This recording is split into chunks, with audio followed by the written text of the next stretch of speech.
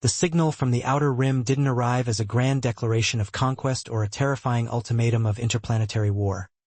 It arrived as a pathetic, static-choked burp of digital garbage that echoed across every deep space listening post from Luna to the Jovian moons.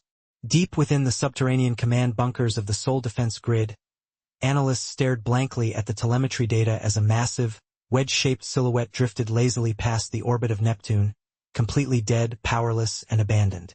It was a dreadnought of the Vrail hegemony, a rusted, barnacle-covered relic of a bygone imperial age, roughly 3 miles of jagged, heavy alloy armor plating that had clearly been decommissioned, stripped of its primary antimatter cores, and dumped into human space like a bag of garbage tossed carelessly from a moving vehicle.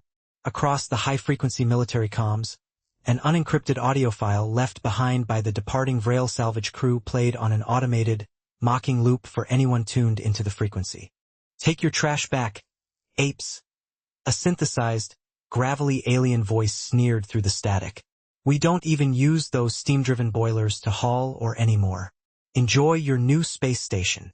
Within 48 hours, the United Earth Orbital Authority scrambled 3 survey cutters to intercept the drifting hulk before it could perturb local gravitational traffic or crash into a commercial freight lane. Lieutenant Commander Sarah Chan was the first human officer to breach the primary airlock of the derelict Vrail vessel, her heavy combat boots clanking hollowly against the oxidized, soot-stained titanium floorboards of the main hangar bay. As her tactical flashlight cut through the absolute darkness of the cavernous chamber, she didn't find an advanced, terrifying war machine. She found a floating junk heap filled with rusted plasma valves, leaking coolant lines, and empty, foul-smelling rations containers. "Base, this is Chan." She spoke into her helmet microphone, her voice echoing in the dead, freezing emptiness. "We've boarded the target. It's an absolute mess. The Vrail didn't just dump an old ship, they dumped an interstellar dumpster." Back on Earth, the initial public reaction was a mixture of dark humor and profound irritation, with late-night talk show hosts joking about humanity finally receiving foreign aid from the stars, albeit in the form of a heavily rusted pickup truck with no engine. The United Nations Global Security Council convened an emergency session to debate whether to tow the 3-mile-long floating scrap yard into the sun or break it down for raw titanium salvage. Then, Dr. Alistair Finch, the director of the Terran Advanced Propulsion Directorate, requested an audience before the assembly, carrying a data slate containing a complete structural scan of the Vrail vessel's heavy-duty industrial framing. Towing it to the sun would be a catastrophic waste of cosmic real estate, Finch announced, slamming his data slate down onto the mahogany podium with a sharp crack that silenced the murmuring delegates. The assembly leaned forward, watching as Finch projected a 3-dimensional holographic schematics of the alien dreadnought above the center of the chamber. "The Vrail think they handed us a useless, obsolete piece of junk because they judge technology by their own lazy, stagnant standards," Finch continued, a wild, manic gleam in his eyes. "They abandoned it because its warp drives are slow, its shields require manual coolant cycles, and its structural mass is too heavy for modern fleet maneuvers." A murmur of confusion rippled through the diplomatic rows.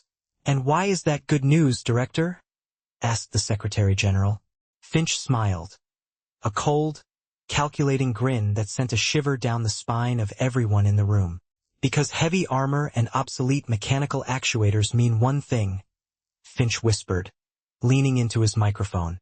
"It means this ship was built to withstand pressures, kinetic impacts, and thermal loads that modern, lightweight vessels would vaporize under. It is not a warship anymore, ladies and gentlemen. It is the single heaviest, most indestructible kinetic battering ram ever conceived by sentient minds." Within 6 months, the derelict Vrail dreadnought, officially redesignated by the newly formed Terran Reclamation Corps as the garbage scow, vanished from its holding orbit near Saturn. In its place, deep inside the dark, unmapped silence of the Oort cloud, a terrifying industrial metamorphosis took place. Thousands of human engineers, robotic drone swarms, and shipyard workers worked in absolute secrecy, stripping away the archaic Vrail control systems and replacing them with high-speed quantum neural links. They didn't modernize the ship to make it comfortable or pretty. They weaponized its very obsolescence into a psychological and physical nightmare.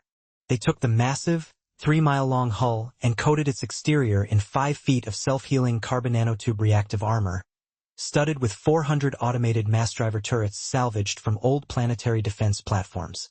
They removed the obsolete steam-driven coolant vents and replaced them with 12 experimental singularity engines that could throw the 3 million-ton mass across interstellar space at terrifying fractions of light speed.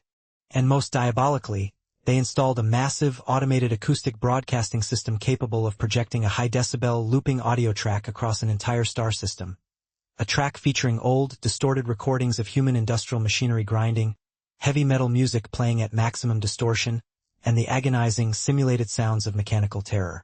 2 years to the day after the Vrel hegemony dumped their trash into human space, the long-range perimeter sensors at the Vrel Imperial Border Outpost 4 flared with a blinding, deafening wall of crimson warning lights.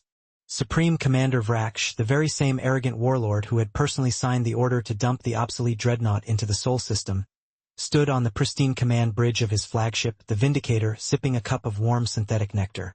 "Report," Vraksh commanded lazily, not even bothering to look up from his tactical logs as his officers began shouting in sudden, uncoordinated panic. "Commander!" a junior sensor officer shrieked, his multi-jointed hands flying across his console with frantic desperation. "We have an emergency spatial anomaly in Sector 9. A massive mass displacement right on top of our orbital perimeter." Vraksh frowned, setting his cup down. "Another pirate patrol? Obliterate them with the primary plasma batteries." "It's not pirates, Commander!" the officer screamed, his optical stalks dilating in stark, unadulterated terror. It's a signature match. It's the old dreadnought, the one we dumped on the humans." Before Vraksh could process the impossible coordinates, space itself tore open 300 miles off the starboard bow of the Vindicator. There was no elegant, shimmering warp tunnel. There was only a violent, deafening rip in the fabric of spacetime, accompanied by the blinding white flash of singularity displacement. Out of the rift lunged the reclaimed Vrel dreadnought. It didn't look like a rusted scrap heap anymore. It was a matte black, terrifying industrial leviathan, scarred with plasma burns and glowing with an eerie, pulsing crimson light from its forward bow. And as it cleared the spatial rift, its external audio arrays roared to life, blanketing the entire Vrel defensive fleet with a deafening, psychological wall of sound that rattled the bulkheads of every ship in the sector.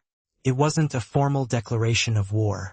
It was the screech of heavy industrial chainsaws, the pounding bass of distorted human metal music, and the hollow, rhythmic beating of a massive metallic drum. Thump, thump, thump. "Shields up. All ships, evade," Vraksh screamed, his imperial arrogance instantly shattering into primal, freezing panic as he stared at the oncoming behemoth. "Fire the plasma batteries. Vaporize it." The Vrel frontline cruisers opened fire, unleashing thousands of green plasma bolts that struck the dreadnought's forward hull dead center.